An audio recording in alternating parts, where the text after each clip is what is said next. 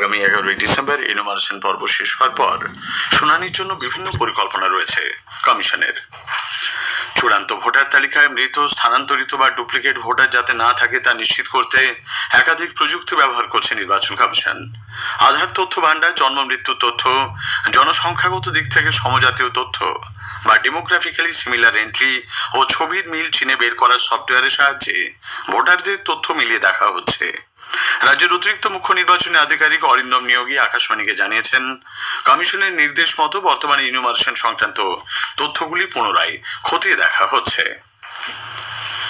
রাজ্যে প্রাথমিক স্কুলে শিক্ষক নিয়োগ প্রক্রিয়ায় স্বচ্ছতা আনতে ইন্টারভিউয়ের পুরোটাই ভিডিও রেকর্ডিং করা হবে বলে প্রাথমিক শিক্ষা সংসদ জানিয়েছে। চলতি মাসের শেষের দিকে ইন্টারভিউয়ের পর্ব শুরু হতে পারে। প্রাথমিকে নিয়োগের আবেদনপত্র গ্রহণের শেষ তারিখ আগামীকাল। আবেদনের সংখ্যা 50,000 ছাড়াবে বলে অনুমান করছে সংসদ। উল্লেখ্য, প্রাথমিকে শূন্য পদের সংখ্যা 13,421।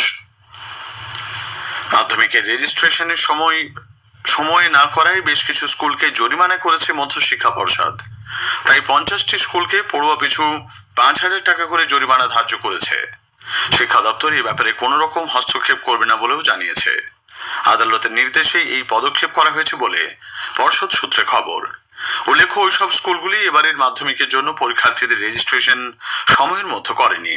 অতিরিক্ত সময় দেওয়ার পরেও রেজিস্ট্রেশন না হয় কড়া ব্যবস্থা নেওয়া হচ্ছে।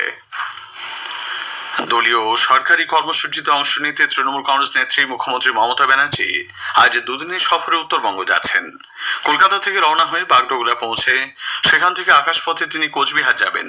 পরে বিভিন্ন সরকারি সামাজিক সুরক্ষার প্রকল্পের অগ্রগতি নিয়ে স্থানীয় রবীন্দ্র ভবনে তার প্রশাসনিক সভায় অংশ নেওয়ার কথা।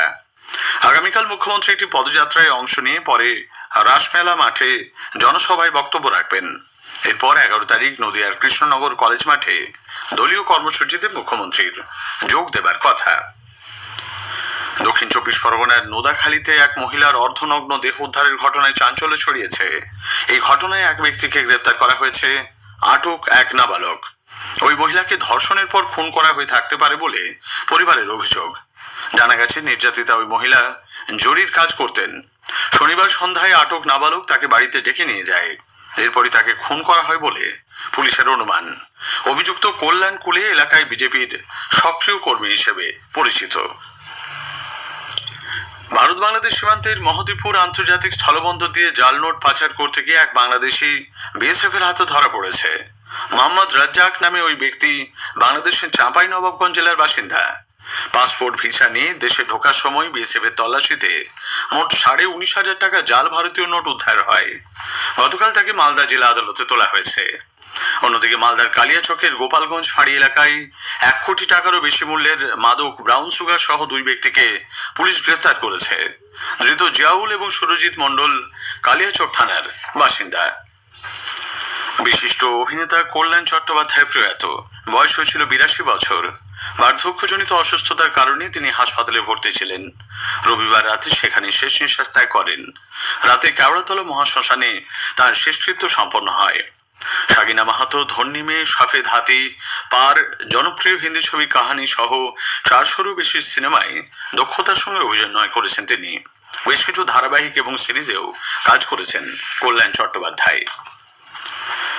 আকাশবাণী কলকাতা 10টি জেলার জন্য চুক্তির ভিত্তিতে আংশিক সময় সাংবাদিক নিয়োগ করবে। জেলাগুলি হলো বীরভূম, আলিপুরদুয়ার, পশ্চিম বর্ধমান, দার্জিলিং, দক্ষিণ দিনাজপুর, ঝাড়গ্রাম, কালিম্পং, হুগলি, পূর্ব মেদিনীপুর এবং কলকাতা।